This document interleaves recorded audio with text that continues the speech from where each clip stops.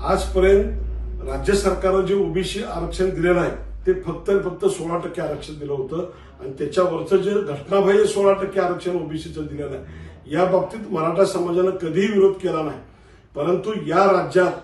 ज्या ओबीसीच्या नावावरती काही नेते चुकीच्या पद्धतीने मराठा समाजावरती आरोप करतायत, मराठा समाजाच्या आरक्षणाला विरोध करतायत, हे राज्य सरकारनं पण तपासलं पाहिजे की ज्या राज्यामध्ये मराठा समाजाला आरक्षण देत असताना ओबीसीतल्या कोणत्याही प्रवर्गातल्या कोणत्याही जातीचा कधी विरोध झाला नाही, परंतु हे जे आमदार आहेत, जे मंत्री आहेत, त्या ठिकाणी काही अधिकारी आहेत, हे सातत्यानं जाणीवपूर्वक मराठा समाजातील लोकांच्यावर अन्याय अत्याचार करतायत। जे ओबीसीचे आमदार आहेत त्या मतदारसंघामध्ये त्या समाजात मराठा समाजाला दाबलं जातं, अन्याय अत्याचार केला जातो, त्या ठिकाणी मराठ्यांच्या कार्यकर्त्यांची पोलीस केस केली जाते,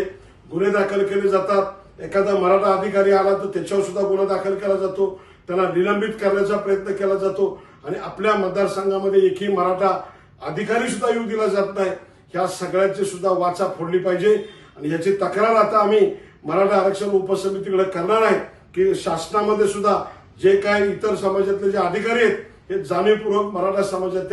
समाजातील लोकांच्यावरती अन्याय करतात, त्यांची कामं करत नाहीत, ह्या बाबतीत आपण बोलणार आहात का नाही बोलणार आहात? कुठेही मराठा समाजानं इतर समाजातल्या लोकांना कधी त्रास दिला नाही। आमचे देखील आमदार आहेत, आमचे देखील मंत्री आहेत, पण आमच्या एकाही मंत्र्याने कधी कोणावरती अन्याय केला नाही। परंतु आज जे महाराष्ट्रात चाललेलं आहे ह्याच्या बाबतीत सुद्धा आम्ही संपूर्ण राज्यभर ह्याच्यावरती आता आम्ही